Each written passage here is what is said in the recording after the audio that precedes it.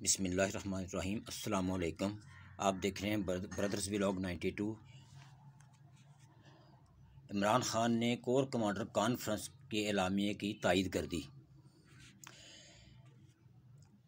पाकिस्तान तहरीक इंसाफ के बानी इमरान खान ने कहा कि 9 मई का बयानिया 8 फरवरी को फेल हो गया। मुझे जब तक जेल में रखना है रखें, लेकिन ग़ुलामी कबूल नहीं करूँगा। इमरान खान का कहना था कि मुल्की तारीख़ का सबसे ज़्यादा धांधली ज़दा इलेक्शन हुआ। ऐसी सूरत में मईशत बैठ जाएगी और सियासी इस्तेहकाम नहीं आ सकेगा। PTI के बानी इमरान खान ने कोर कमांडर कॉन्फ्रेंस के एलामिया की मुकम्मल तायद करते हुए सानिया 9 मई के मुल्ज़मान को कड़ी सज़ा देने का मुतालबा किया है। अडयाला जेल में मीडिया से बातचीत करते हुए उन्होंने कहा कि CCTV फुटेज के ज़रिए 9 मई में मुलव्वस लोगों का तयन किया जाए। अमेरिका में कैपिटल हिल हमला में भी CCTV फुटेज की मदद से लोगों को पकड़ा गया था। इमरान खान ने सवाल उठाया कि सानिया 9 मई पर अभी तक जुडिशल कमीशन क्यों नहीं बनाया गया।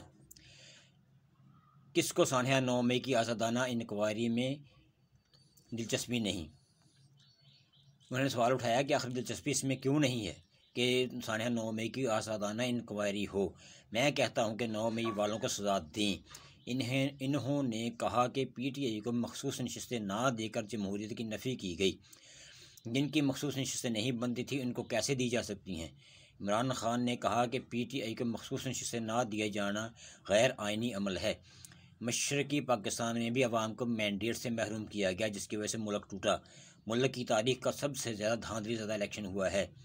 बानी PTI ने कहा कि धांधली ज़दा इलेक्शन से मुल्क की मीशत बैठ जाएगी और नुकसान होगा। सियासी इस्तेहकाम के बगैर मुल्क नहीं चल सकता, जबकि शरीफों की सियासत SIFC पर मुनहसर है। इमरान खान ने कहा कि शरीफ ख़ानदान का सबसे बड़ा यूटर्न पहले वोट को इज़्ज़त दो और अब बूट को इज़्ज़त दो है। इमरान खान ने कहा कि इंतखाबात में धांधली का इल्ज़ाम निगरान हुकूमत और इलेक्शन कमीशन पर आता है।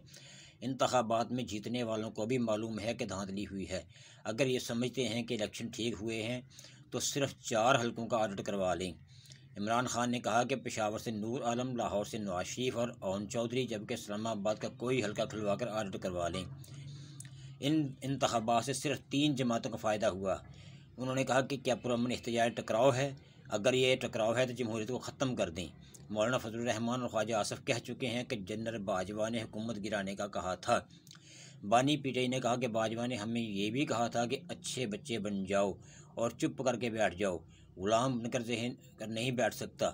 वोट किसी को पड़े जितवा किसी को दिया गया। नून लीग की 25 से ज़्यादा नशिस्तें नहीं थीं, मगर इनकी हुकूमत बनवा दी गई। इमरान खान ने कहा कि पार्टी में कोई फ़ौज के ख़िलाफ़ नहीं है और इंतखाबात पर तनकीद फ़ौज पर तनकीद कैसे हो सकती है। हमें ग़ुलामी कबूल करने का कहा जा रहा है। ग़ुलामी कबूल करने वाली कौम वैसे ही ख़त्म हो जाती है। हमारी पार्टी में कोई फ़ौज के ख़िलाफ़ नहीं। इंतखाबात पर तनकीद फ़ौज पर तनकीद कैसे हो सकती है। उन्होंने कहा कि 9 मई का बयानिया 8 फरवरी को फेल हो गया। लोग नहीं माने कि हमने कोई गद्दारी की है। जब तक जेल में रखना है रखें, ग़ुलामी कबूल नहीं करूँगा। उन्होंने 2 टोक अंदाज में कहा कि रजीम चेंज के बाद मईशत का बेड़ा गर्क हो गया। बानी PTI ने कहा कि मुल्क के लिए कहा था कि मुस्तहकम हुकूमत आनी चाहिए। IMF से मुलाकात में कहा था कि सियासी इस्तेहकाम के बगैर मईशत बेहतर नहीं हो सकती और ये शिफा इंतखाबात से ही मुमकिन है। दूसरी तरफ जमीयत उलमाए इस्लाम के सरबराह मौलाना फजलुर रहमान ने कहा है कि फ़ौज अगर तनकीद सियासत में आएगी तो कोई कोर कमांडर कॉन्फ्रेंस की करारदाद मुझे तनकीद से नहीं रोक सकती। जमीयत उलमा इस्लाम के सरबराह मौलाना फजलुर रहमान ने लाहौर में एक तकरीब से खिताब करते हुए कहा कि हमारे निज़ाम इंसाफ का मेयार ये है कि जब किसी को इक़्तिदार में लाना हो तो 100 मुकदमात 1 हफ़्ते में ख़त्म, और जिसको इक़्तिदार से निकालना हो तो 1 हफ़्ते में 100 मुकदमात कायम कर दिए जाते हैं। उन्होंने कहा कि ताकतवर क़ुव्वतें ज़रा सोचें। इस पर मौलाना फजलुर रहमान ने कहा कि हमारे दिल में फ़ौज की कदर होनी चाहिए। ये हमारी दफ़ाई क़ुव्वत है, लेकिन अगर वो सियासत में उतरती है, मेरे इलेक्शन को सबूताज़ करती है, अवाम की राय को सबूताज़ करती है, सियासत में मुदाखलत करती है, तो दफ़ाई क़ुव्वत होने के नाते मुझे हक़ नहीं पहुँचता कि मैं दफ़ाई इदारे पर तनकीद करूँ। लेकिन वो सियासी इदारा बनने की कोशिश करता है तो कोई कोर कमांडर कॉन्फ्रेंस की करारदाद मुझे तनकीद से नहीं रोक सकती। दूसरी तरफ असम्बली फ्लोर पर महमूद खान अच्चकज़ई ने असम्बली पर एस्टैब्लिशमेंट पर 250 अरब का इल्ज़ाम आयद करते हुए इस पर धांधली का इल्ज़ाम लगाया। महमूद खान का कहना था कि हमारी नई पार्लियामेंट का आगाज़ होने वाला है, पार्लियामेंट में कोई दूसरे की बात करने को तैयार नहीं। उन्होंने कहा कि आइन से हमारी इस्टेब्लिशमेंट खिलवाड़ करती है। ये हाउस 22 करोड़ लोगों का नुमाइंदा है। कुछ लोग पाकिस्तान की पार्लियामेंट को बकरी मंडी बनाना चाहते हैं। इनका कहना था कि नवाज शरीफ कहते थे वोट को इज्जत दो। इमरान खान भी अवाम की ताकत से आ गया है। सब तय कर लें कि इस्टेब्लिशमेंट का किरदार सियासत में नहीं होगा।